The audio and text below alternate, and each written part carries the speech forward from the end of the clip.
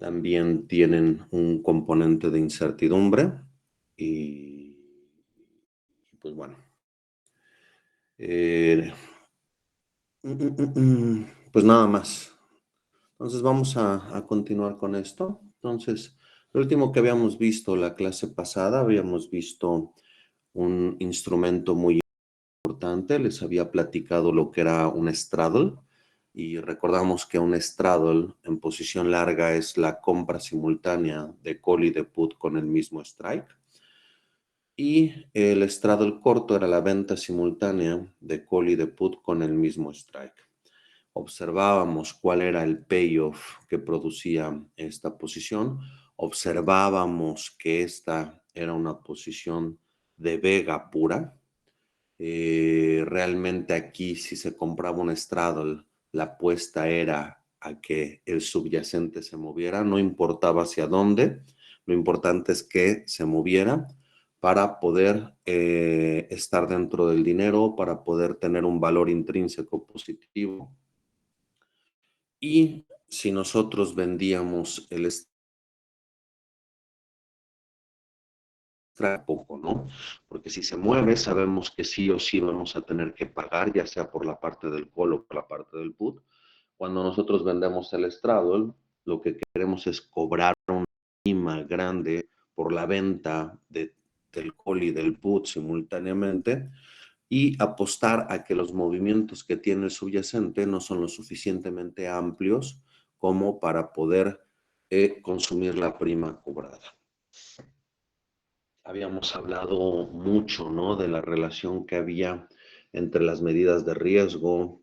Recordábamos lo que era la delta, recordábamos que la delta como concepto original era la cantidad de subyacente que teníamos en el portafolio de cobertura, que habíamos obtenido gracias al cálculo, que dicha cantidad se podía calcular como la derivada parcial del valor de la opción respecto al precio del subyacente, y entonces también tenía una interpretación geométrica, y de ahí daba paso y pie a considerar todas las sensibilidades, todas las medidas de riesgo que afectan el precio de una opción o el precio de un portafolio, ¿no?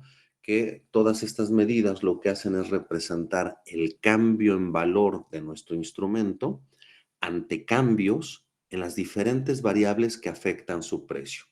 Pues sabemos que el precio de las opciones se ve afectado pues, por la tasa de interés libre de riesgo, y recordamos que el cambio en valor cuando nosotros variamos la tasa libre de riesgo lo conocemos como RO. Tenemos el cambio en valor al precio del subyacente, que es nuestra delta. Tenemos nuestro cambio en valor ante movimientos del parámetro de volatilidad sigma, que fue lo que definimos como vega. Y teníamos también el cambio en valor por el paso del tiempo, que era la teta.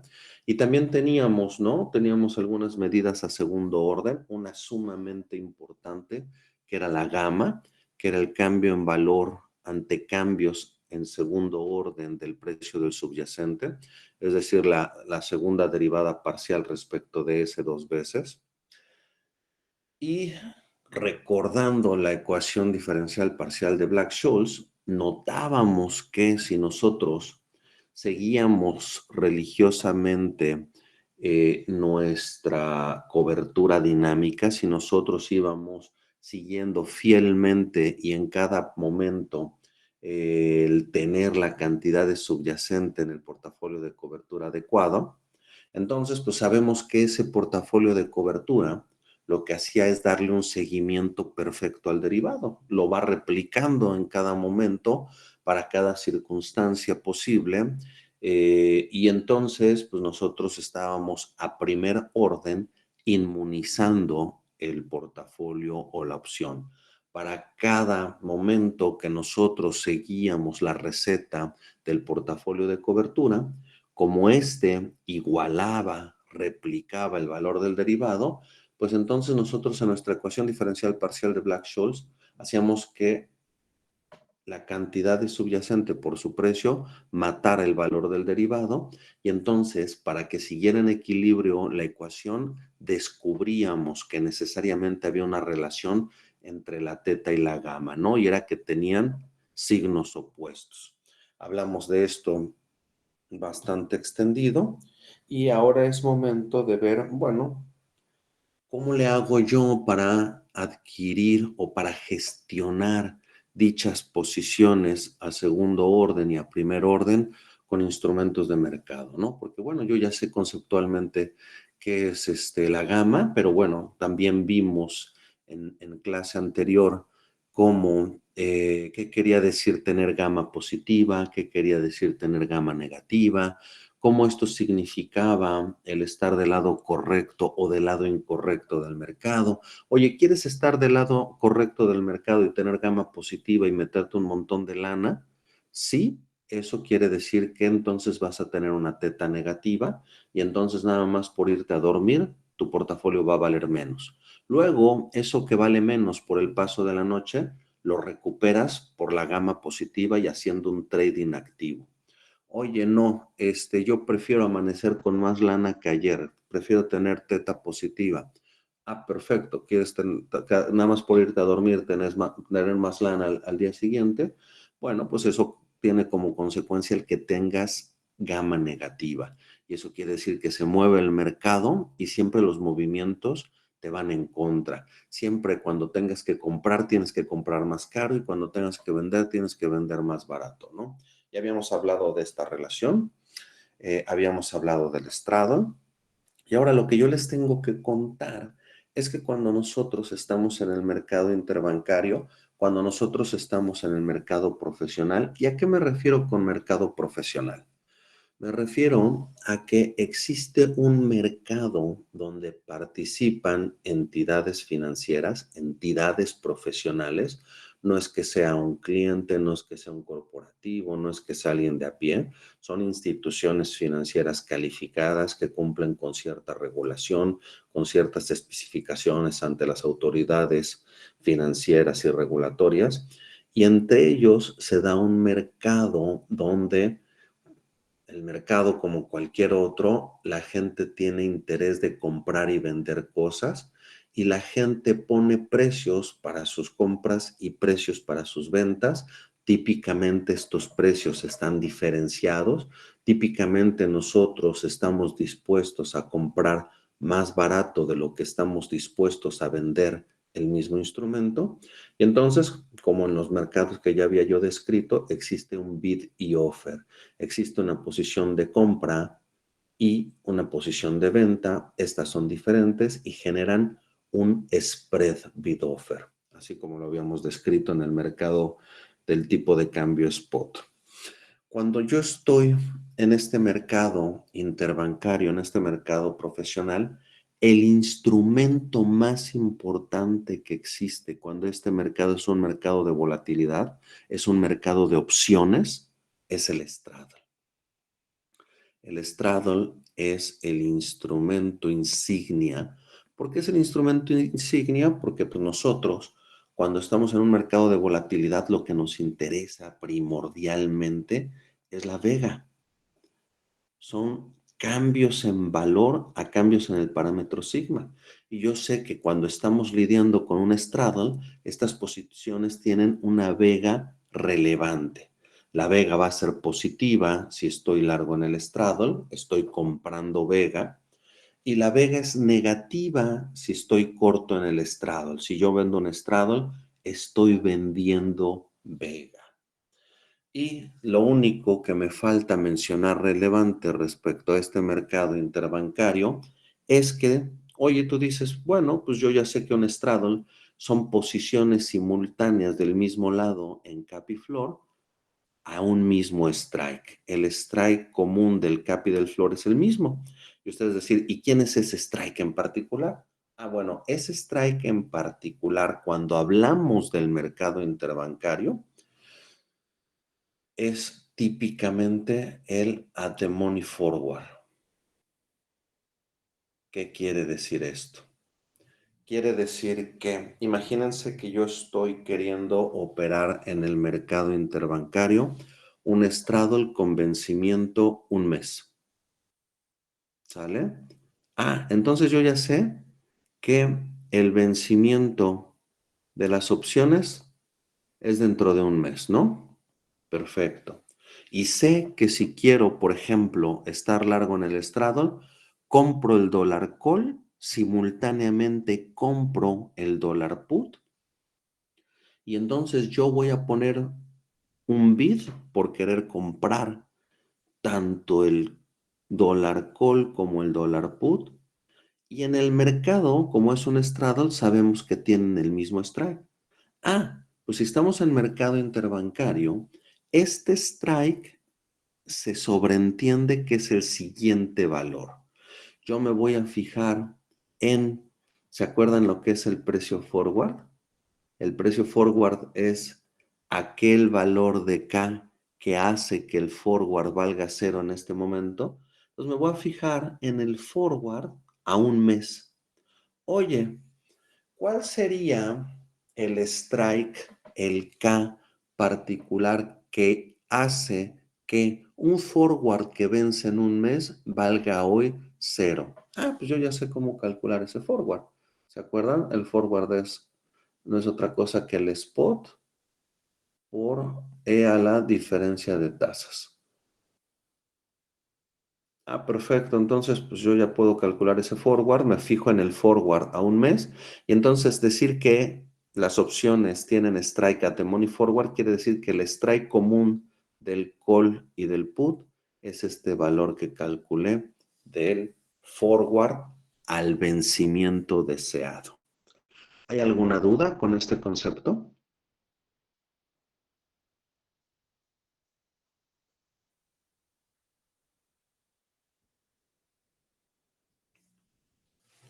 Bueno, tuve muy poca respuesta, pero espero que haya quedado claro. Ahora, nosotros ya fuimos capaces de proponer un modelo matemático para el comportamiento del tipo de cambio. Nosotros decimos, oye, el tipo de cambio presenta incertidumbre. Yo no sé cómo va a estar dentro de un mes, ni dentro de 2 meses, ni dentro de una semana. Es más, no sé cómo va a estar mañana, ni dentro de un año el tipo de cambio dólar peso. Pero yo sé que un modelo adecuado es suponer que dicho comportamiento sigue una dinámica estocástica del tipo browniano geométrico. Perfecto. Bueno, ¿quieres modelar el comportamiento de incertidumbre de el tipo de cambio entre dos divisas con un browniano geométrico? Perfecto. Y entonces nosotros nos damos cuenta que si consideramos un supuesto de no arbitraje en nuestra economía, somos capaces de derivar fórmulas, las cuales se llaman de Black-Scholes por sus creadores originales, Fisher-Black y Myron-Scholes, en los 70, que permiten bajo estos supuestos de modelización el poder evaluar opciones. Y nos damos cuenta que las fórmulas que obtuvimos son tales que tienen el precio una relación 1 a 1 con la volatilidad. ¿Qué es lo que estoy diciendo? Estoy diciendo algo muy sencillo. Si yo me fijo en la fórmula de Black-Scholes y lo pienso como función de sigma, me doy cuenta que dicho precio como función de sigma es una función inyectiva, es una función 1 a 1. Yo, para cada nivel de volatilidad, voy a tener un precio y para cada precio le corresponde un único nivel de volatilidad. Tengo una relación de inyectividad. Y como tengo una relación de inyectividad, eso me permite poder hablar ya sea en precio o ya sea en volatilidad, porque como hay una relación 1 a 1, pues son intercambiables. La fórmula de Black-Scholes me sirve como traductor entre las dos cantidades. Y entonces esto hace que sea común en muchos mercados, no en todos, después vamos a ver el de tasas de interés, pero esto hace común que en los mercados de volatilidad de tipo de cambio, cuando alguien esté cotizando opciones, sus cotizaciones sean en volatilidad y no en precio. Oye, yo quiero comprar tal opción. Pues lo quieres comprar, entonces, ¿cuál es tu bid? Pues 8% de volatilidad. Perfecto. Oye, ¿y no te gustaría venderlo? Bueno, si quieres que te haga un mercado de bid y offer, porque soy un market maker, soy capaz de dar precios simultáneos de compra y venta, así de chingón soy. Bueno, la misma opción te la vendo a un 11% de volatilidad. Y entonces yo compro a 8% de volatilidad y vendo a 11% de volatilidad y eso pues tiene una traducción en precio. ¿Por qué? Pues porque quiere decir que yo compro. ¿Cuánto es la prima? Pues sustituyes 8% en tu fórmula de Black-Scholes en el parámetro de sigma y obtienes el precio. Oye, y vendes a 11% de volatilidad. ¿Cuánto es eso en prima? Pues quiere decir que en el parámetro sigma en tu fórmula de Black-Scholes vas a poner en lugar de sigma 11%, punto 11, y vas a obtener el correspondiente precio de venta. Entonces, en este sentido son intercambiables y por eso es común ver cotizaciones en el mercado profesional expresadas en volatilidad en lugar de expresadas en precio. ¿Es claro lo que estoy diciendo o hay alguna duda de este concepto? Perfecto. Y entonces aquí viene una pregunta muy interesante. Imagínense que viene un cliente y ustedes están en la mesa de volatilidad de tipo de cambio, ustedes son el trader de volatilidad de tipo de cambio, son el responsable de gestionar todas las opciones de tipo de cambio y les piden, oye, ¿sabes qué? Necesito dos precios.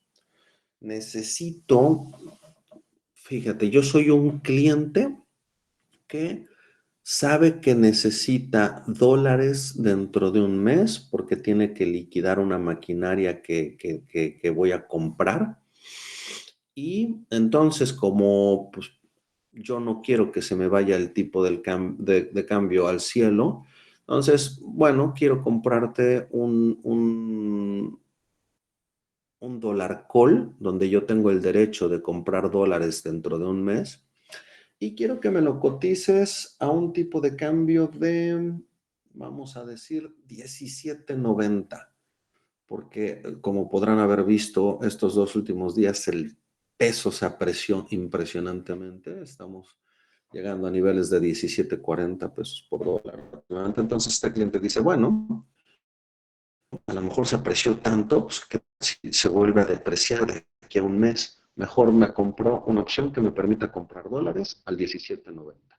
Entonces le habla al banco y le dice, oye, cotízame un dólar call con un nocional de 20 millones de dólares, donde yo tengo el derecho de comprar los 20 millones de dólares al tipo de cambio del 19.70. Y el vencimiento es un mes. Y entonces el trader dice, bueno, pues utilizo mi fórmula de Black-Scholes que aprendí en mi curso de derivados.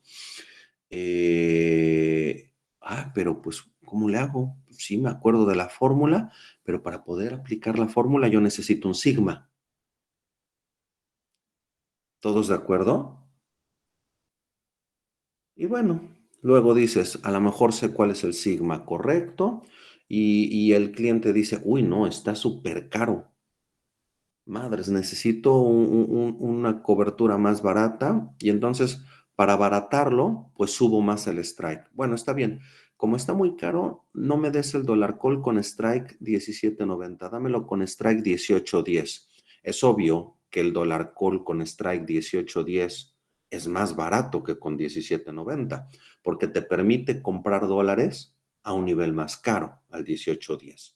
Estoy diciendo que el dólar call es una función decreciente del strike. Mientras más alejado el strike, pues más barato tiene que ser.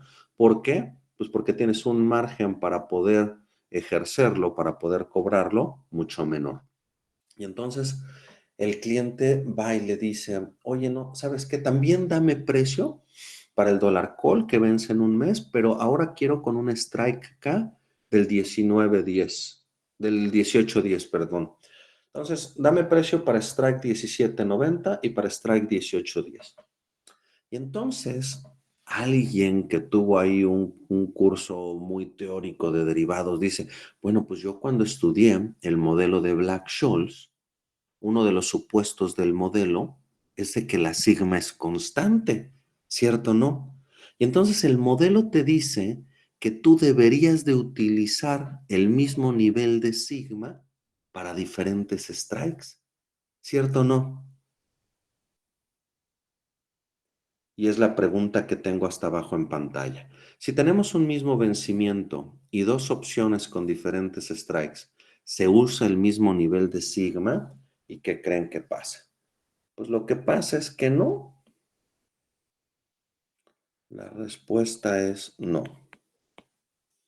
Nosotros, cuando vemos los precios en el mercado profesional interbancario, nos damos cuenta que los participantes profesionales, estas instituciones financieras que están operando en el mercado profesional, ahí con los brokers, Goldman Sachs, Morgan Stanley, Deutsche Bank, y todos los locales, BBVA, Santander, Banorte, y los que ustedes quieran, Scotiabank y todo esto, ustedes se dan cuenta, oye, ¿ya viste? Estos, para el mismo vencimiento, para strikes diferentes, están cotizando sigmas diferentes. Y entonces, si ustedes ven un strike a 1, se dan cuenta que se utiliza un nivel de volatilidad sigma 1. Y para un strike a 2, utilizan un nivel de volatilidad diferente sigma 2. ¿Cómo? O sea, en la vida real, entonces no se utiliza el mismo nivel de volatilidad para diferentes strikes. Así es. Y entonces lo que ocurre es que en la vida real hay un smile de volatilidad.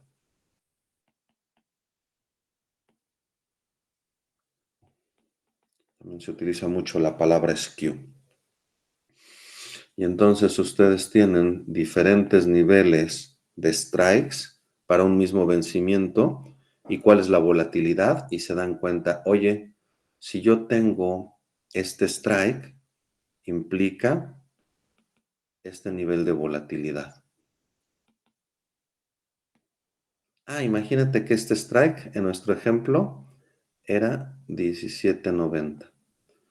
Oye, me dice que no, que como está muy caro, quiere otro strike, que es el 18.10. ¿En el mercado se cotiza el mismo nivel de volatilidad? ¿Qué crees? Que no. Que en el mercado profesional observamos que aquí se cotiza un nivel de volatilidad más alto.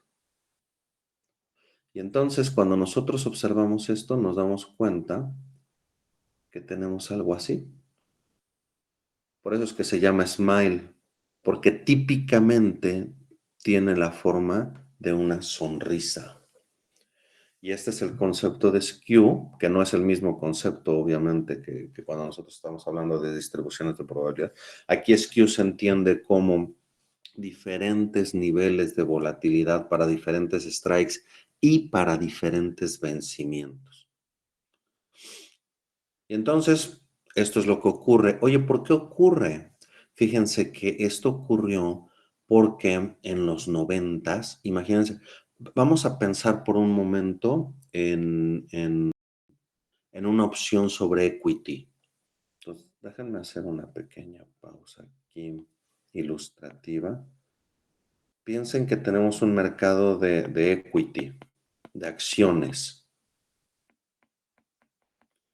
Entonces, imagínense que ustedes se compran su acción de lo que quieran, de Tesla.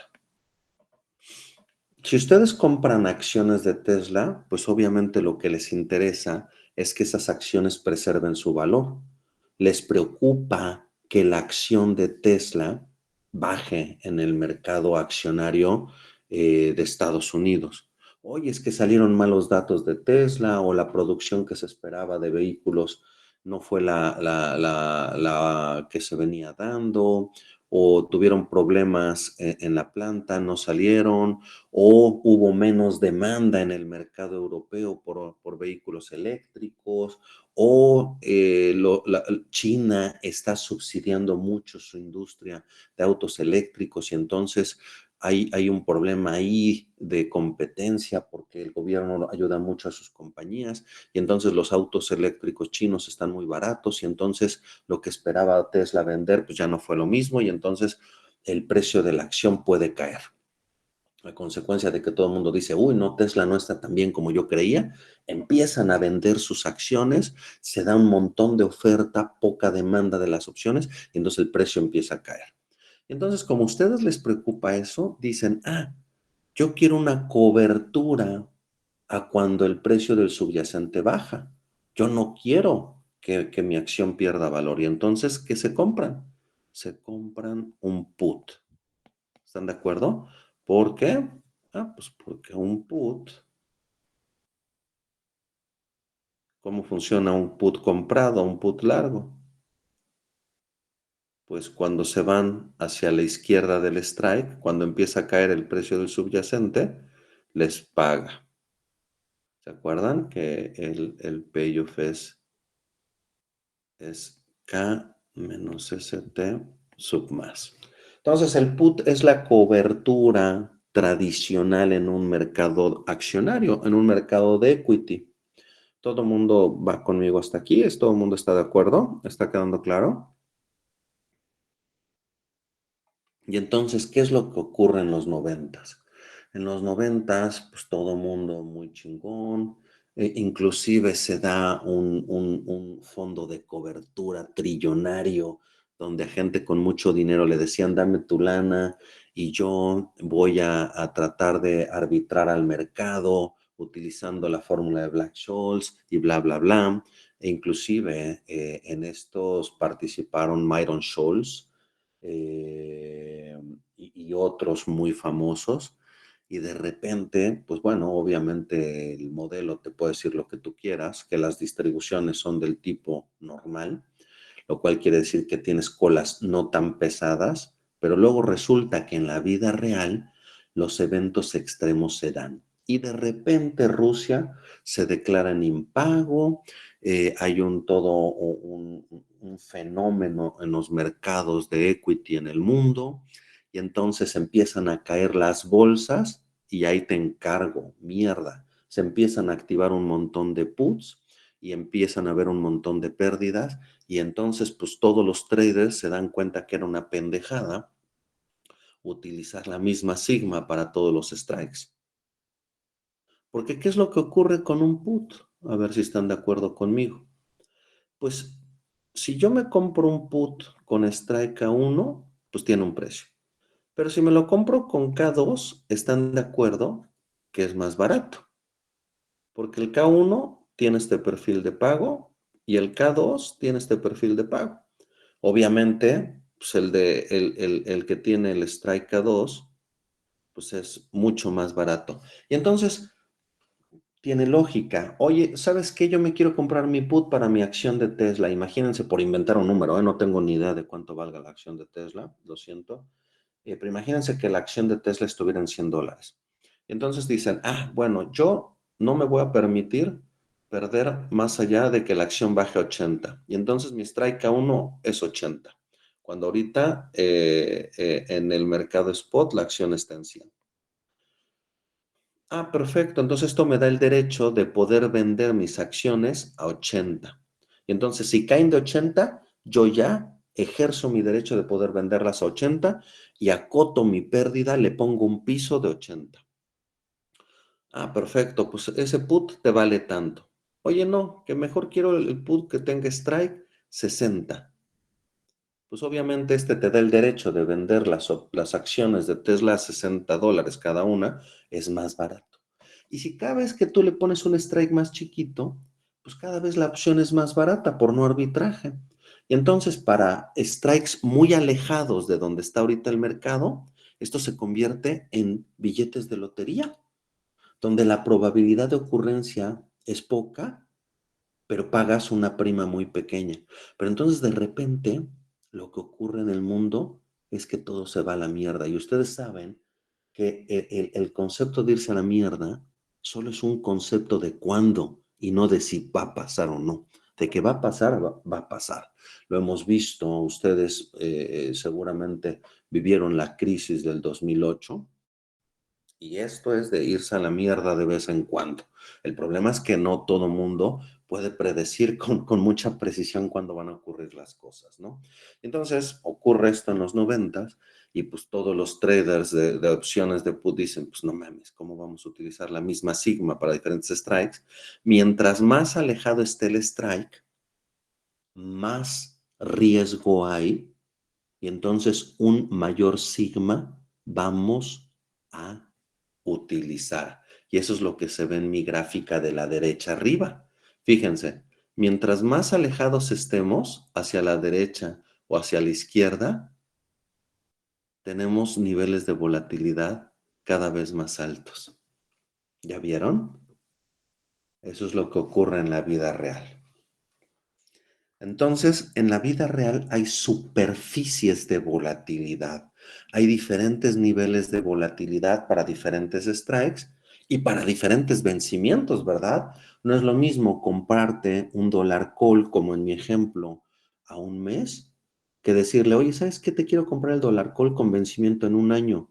No mames, si no sé lo que va a pasar en un mes, ¿qué, tú crees que voy a saber lo que va a pasar dentro de un año?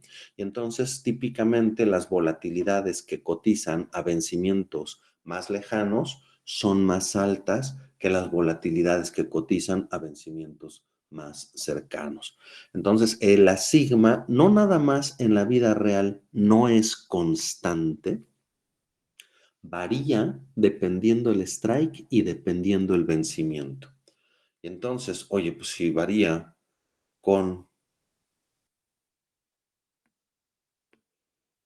strike y con vencimiento, pues entonces tienes ahí una sabanita en el espacio que te da tu nivel de volatilidad. Oye, ¿cómo construyo esa puta superficie de volatilidad? Yo quiero trabajar en un banco y quiero ser trader y quiero pasarle precios a todos los changos que me pidan opciones con diferentes strikes, con diferentes vencimientos. ¿Cómo sé cuál es la sigma correcta? Ah, como ya les había comentado, estos parámetros, ¿cuál es la sigma correcta a usar en nuestras fórmulas? La tenemos que extraer de las cotizaciones que vemos en el mercado interbancario, porque es en el mercado interbancario donde nosotros podemos hacer nuestra cobertura. Adelante, Carolina. Profe, en la gráfica anterior, la de la sonrisa, Ujú. Es un ese, o corte sea, de la superficie para un vencimiento particular. pero es de un call o de un put, Ah, o es una buena pregunta, es una buena pregunta y fíjate lo que ocurre. Imagínate que ahorita el tipo de cambio está a 17.40, ¿sale? ¿Tú cómo vas a comprar típicamente tu dólar call si tienes miedo que el tipo de cambio se deprecie? Pues, oye, pues yo a lo más estoy dispuesto a comprar mis dólares al 17.50. Oye, pero está muy cara. Bueno, al 17.60, 17.80, 19.90. Típicamente lo que tú ves a la derecha son calls. Y típicamente lo que ves a la izquierda son puts. ok. ¿Sale? A ver, fíjate, en el ejemplo de Tesla, ahí cuál es que te interesa. El put, ¿no? Ahí si te das cuenta, cada vez tienes strikes menores. Quiere decir que te estás yendo a la izquierda y cada vez le pones una volatilidad mayor. Entonces tienes esto. O Y sea, entonces, ajá. fíjate lo que va a ocurrir. ¿Cómo crees que sea tú el smile de volatilidad si estás en un mundo de equity? En un mundo de equity lo que más se opera son puts, porque la gente quiere protegerse ante caídas del valor de sus acciones. Entonces, ¿qué es lo que más demandarán los clientes? ¿Qué comprarán más? ¿Puts o calls sobre sus acciones? Puts. Puts, ¿no? Y entonces, como están demande y demande puts, pues entonces están poniendo bits, queriendo comprarlos, empujando a que los precios suban. Y entonces tú ves mucho más empinado del lado izquierdo tu smile. Y como casi nadie demanda calls, pues a lo mejor aquí lo ves más plano. Eso quiere decir que el smile está pagado por puts. Pero ahora imagínate que tú no estás en el mercado de equity. Estás en el mercado de tipo de cambio. Ahí demandan más calls, ¿no? Exacto. Entonces es probable que aquí esté más inclinado el lado derecho que el lado izquierdo. El mercado, el smile está pagado por calls, es la expresión. ¿De Ok. acuerdo? Ujú. Sí, Y luego, gracias. y luego vamos a ver cómo se comportan tasas. Estoy aquí viendo como varias cosas, pero luego voy a especializar muchísimo también en el mercado de tasas. Quiero darle como un espacito a cada uno de los mercados y en cada uno iré ilustrando nuevas cosas para que tengan como una buena mezcla de conceptos. Entonces, ¿qué es lo que ocurre?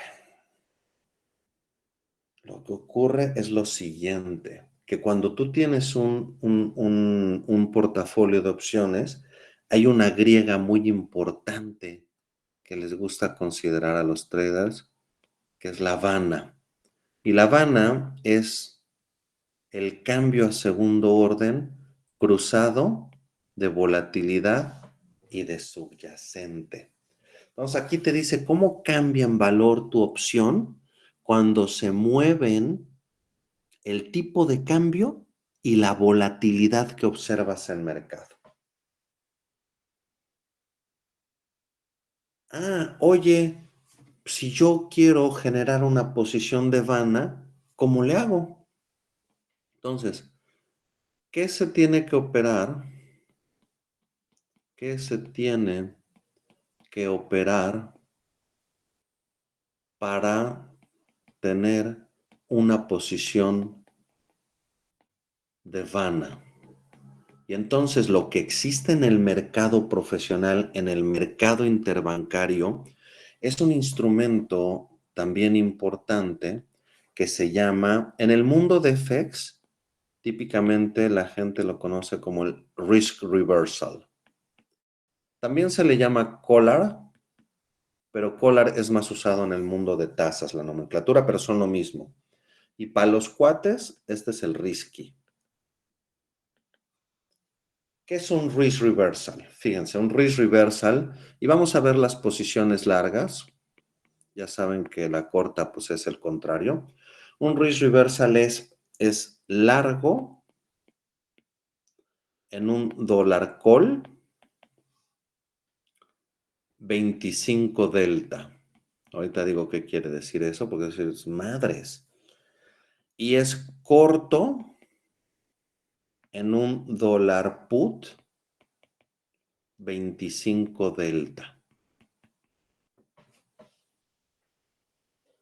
Y ustedes van a decir, ¿qué es eso? Fíjense. Cuando ustedes operan el straddle at the money forward, típicamente aquí la delta que genera esta posición es una delta de alrededor de 50%. Y para que ustedes entiendan qué quiero decir con esto de la delta 50%, les voy a recordar un ejemplo muy sencillo de cuando estábamos en la prehistoria.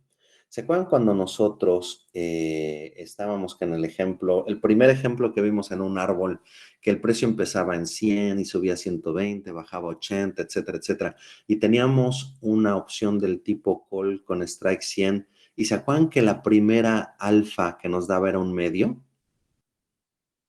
Y la opción era sobre una unidad. Pues ahí la delta, que es lo mismo que el alfa, la delta era del 50%. era de la mitad del nocional. Eso quiere decir que la delta sea del 50%. Y entonces, cuando yo les digo que alguien compra un dólar call con strike 25 delta, lo que les estoy diciendo es lo siguiente. Fíjense. Aquí está el At the Money Forward, que es en el que cotiza el straddle. Y aquí, para yo tener que la delta del call es el 25% del nocional pactado, entonces pues debo de tener un strike por arriba. Entonces, como estamos largos en el call, pues como es el payoff, viene así y viene así. Este es el K25 delta. Oye, y simultáneamente vendes un put con un strike. ¿Qué strike? Es el strike que está por debajo de la The Money Forward que te produce el 25% de delta del nocional, pero ahora pensándolo como un put. Y ese está vendido. Y entonces tienes este perfil de pago. Y entonces, ¿qué es un risk reversal? Posición larga. Estás comprado en un call, vendido en un put, y los strikes particulares son exactamente el strike que hace que la delta de dicho call sea el 25% del nocional, y estás vendido en un put con el strike exacto que hace que la delta de ese put sea el 25% del nocional. Eso quiere decir que tengamos un strike 25 delta. ¿Hay alguna duda? Sí, ¿puedes volver a repetir la explicación, por favor? Claro. Fíjate, cuando nosotros vimos el ejemplo en el árbol, ¿te acuerdas que el precio del subyacente empezaba en 100? Y luego podía subir a Sí, 120 o bajaba a 80 y así seguía. ¿Y te acuerdas que el strike de ese ejemplo era un call que daba el derecho de poder comprar a 100 pesos la unidad de subyacente? sí. Ahí el strike coincidía con el nivel del subyacente, era 100. Y entonces ahí, en el ejemplo, ¿te acuerdas cuánto nos dio nuestra primera alfa, nuestra primera delta? Un medio. Un medio. Ahí la delta era del 50%. Cuando tú tienes una opción at the money, típicamente la delta es el 50%. Es decir, oye, tú vendiste un call donde te pueden venir a comprar una unidad de subyacente, en el ejemplo de tipo de cambio donde te pueden venir a comprar un dólar, y esa opción está at the money. Pues seguramente tu delta va a ser del 50%. Entonces, si tú vendiste el derecho de que te vengan a comprar un dólar, vas a necesitar ahorita en tu portafolio de cobertura medio dólar. Eso quiere decir que sea el 50%. ¿Hasta ahí vamos, Carolina? Sí, sí. Perfecto. Oye, pero imagínate que no, en ese ejemplo no hubiéramos puesto un strike de 100 igual al subyacente. Y hubiéramos dicho, no, voy a comprar con un strike en lugar de 100, de 150. ¿Se vuelve más o menos probable que te vengan a ejercer el call? Más. Más probable, el strike es 150 cuando ahorita el subyacente está en 100. Ah, no, no, no, no, no. Entonces, menos probable. Menos probable porque tú el call lo ejerces cuando el subyacente esté por arriba del strike. Entonces, el Ujú. subyacente tendría que superar el 150 para que tú pudieras cobrar, ¿cierto o no? Sí, Y entonces, como es menos probable, en tu portafolio de cobertura necesitas más o menos subyacente. menos. Menos. Y entonces lo que te digo es, oye, ¿cuál es el strike exacto que hace que lo que necesitas de subyacente en tu portafolio de cobertura sea solo el 25% del nocional? Ese strike exacto es el que le vamos a llamar 25 delta. Ok, ¿Sí? ¿Está claro? sí, sí. Y lo mismo para el put, ¿no? Nada más que el put está a la izquierda, ¿no? claro. Bueno, pues este Ruiz Reversal lo que hace es dar una posición significativa de Vanna. Entonces, estos dos conceptos están muy relacionados. Este Ruiz Reversal, y tiene todo el sentido intuitivo. Un Ruiz Reversal, imagínense que el tipo de cambio empieza a subir. Pues entonces el call agarra mucha fuerza y el put como que empieza a desaparecer. Es muy sensible a movimientos del subyacente. Oye, no, que el tipo de cambio baja. Uf, pues entonces el que entra en acción es el put y el call como que desaparece porque me estoy moviendo hasta la izquierda. Es muy sensible a movimientos del subyacente. Y entonces esto tiene un efecto de segundo orden muy relevante cuando ese segundo orden es el cruzado volatilidad subyacente. Es por eso que el Ruiz Reversal te genera una posición significativa de Vanna. Ah, ok, perfecto.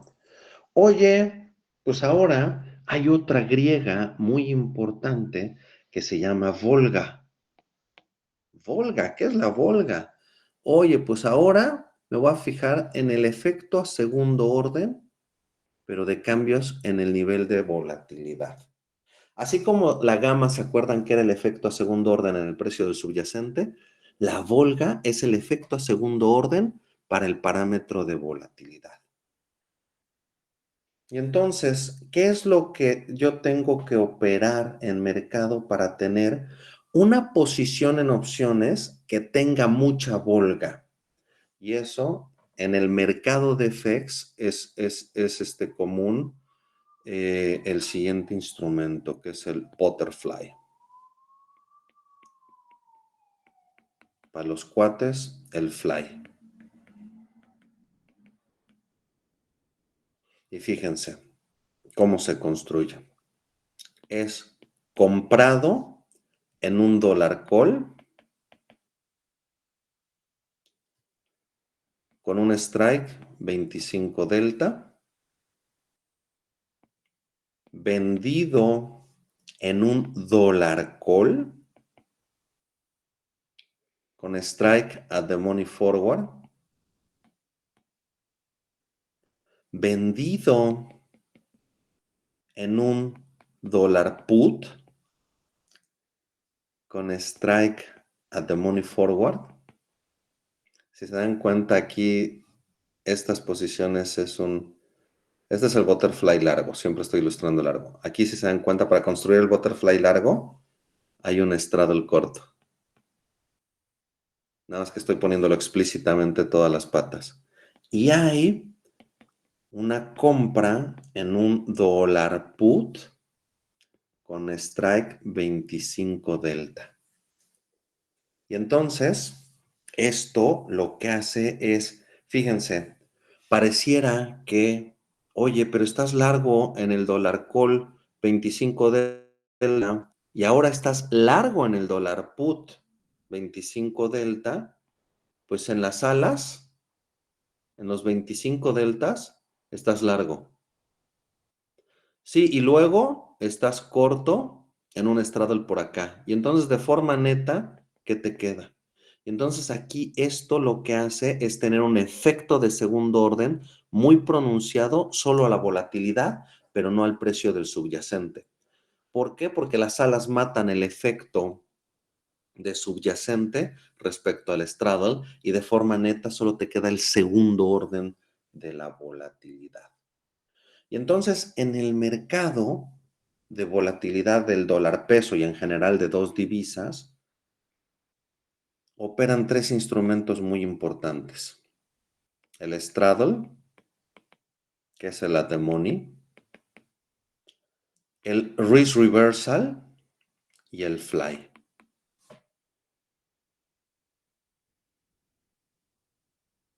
Y fíjense cómo operan cada uno. El risk reversal, ¿se acuerdan que es el risk reversal, no? Risk reversal, posición larga, es comprar el dólar call 25 delta y vender el dólar put 25 delta. Si fuera obviamente el risk reversal corto, pues sería vender el dólar call y comprar el dólar put, ¿no? Pero bueno. Este se opera de la siguiente manera. Opera como la diferencia de vol del call con la del put. Entonces, imagínense que el risk reversal a una semana estuviera cotizando al 1%. Querría decir que la volatilidad asociada al call está un 1% por arriba de la volatilidad asociada al put. Aquí el mercado estaría pagado por calls. Los calls están cotizando más caro que los puts. Oye, no, ¿qué crees? Que de repente hubo más demanda de puts que de calls. Pues a lo mejor entonces el risk reversal está cotizando en menos 2%. Quiere decir que está en menos 2%, pues quiere decir entonces que la vol del call está por debajo de la vol del put y entonces el mercado estaría pagado por puts. Pero el punto importante es que opera como la diferencia de volatilidad entre las dos opciones. Y el fly o butterfly opera como la diferencia entre el promedio de las alas, fíjense, el promedio de la volatilidad de las alas, menos la vol de la T-Money Forward, que como es un straddle, lo que está en medio, tienen el mismo strike, ¿ya vieron? Pues es un único nivel de volatilidad porque es el mismo strike. Y entonces, lo que ocurre es que, fíjense, al inicio, en el escenario central, lo que tiene muy cañón esto es lo siguiente. El straddle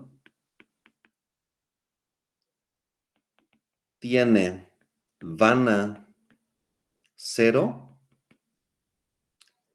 y Volga 0. Esto es un deal de Vega puro. Luego, el risk reversal tiene Vega 0 y Volga 0. Es Vana pura. Y luego el fly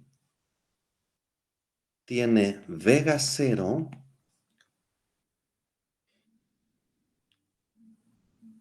y Vana 0.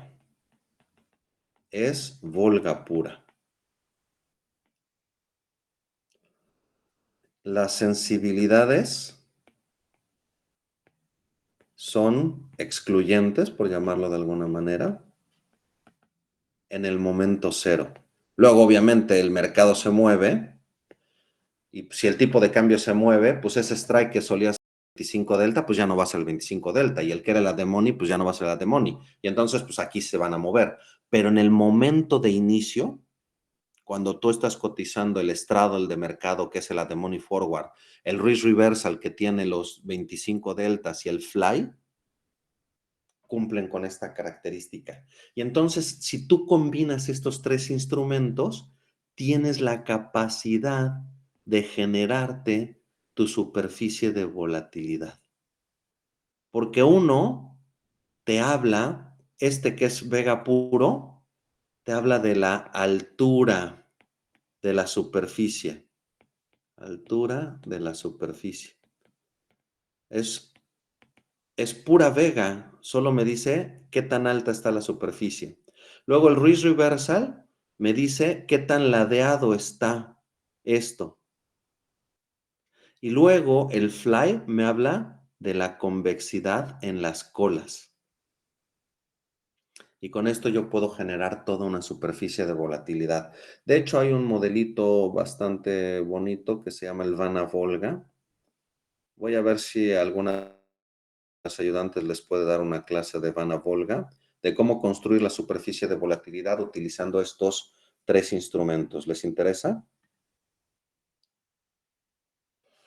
Y también, a ver si están interesados, le voy a pedir a una amiga que trabaja en Nueva York en Equity, que les dé una plática cómo opera en la vida real el mercado de equity. ¿Les parece bien?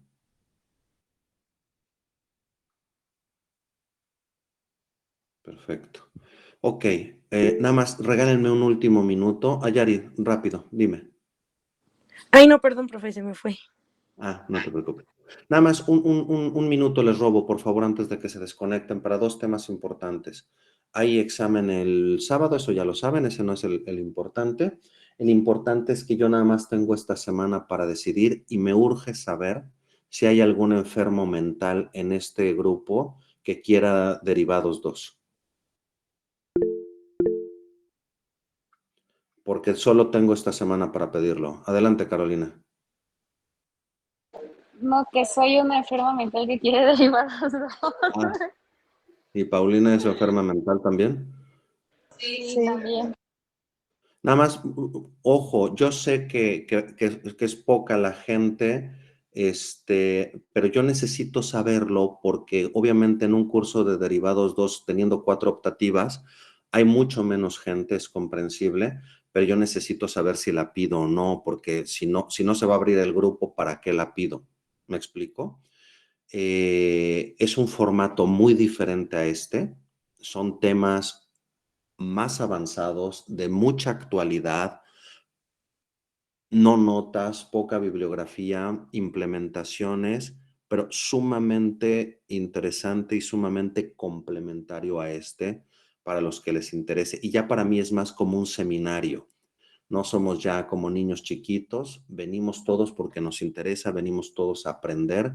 El punto es aprender, pero ya no hay como una continuidad, como un libro de texto, ¿me explico? Vamos a ver como grandes temas, desarrollar grandes temas que son relevantes en las finanzas modernas, en los derivados modernos, como la parte de riesgo de crédito, como una superficie de volatilidad estocástica. Entonces, sí, obviamente los temas son más avanzados, pero ya saben, nosotros siempre tratando de ser lo más pedagógicos posibles, tratando de ser lo más claros posibles.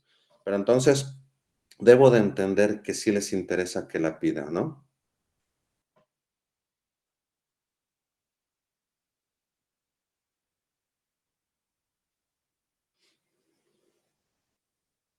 Ok, bueno, ok. Me daría mucho gusto, obviamente, ver a todos los que están aquí conectados en ese segundo curso. Pero bueno, eh,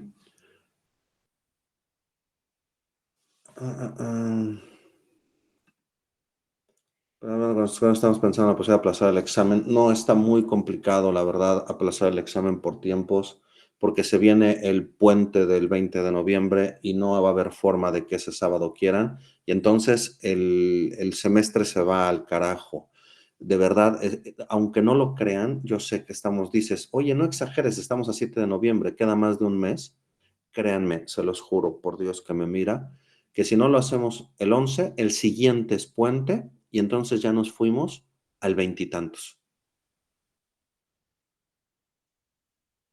Créanme que échenle muchas ganas, se dejó con tiempo, tuvieron 2 días libres la semana pasada, porfa, porfa, porfa, ¿de acuerdo? Sí, pueden tener más ayudantías esta semana. Voy a pedir a ver si les pueden dar martes y miércoles y nos escuchamos conmigo el día jueves, ¿de acuerdo?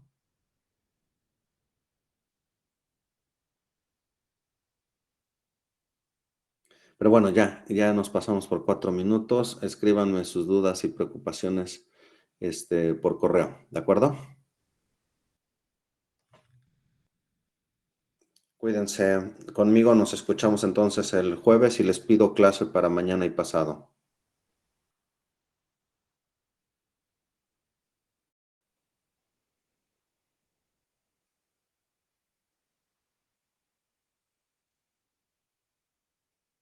Adiós, profe.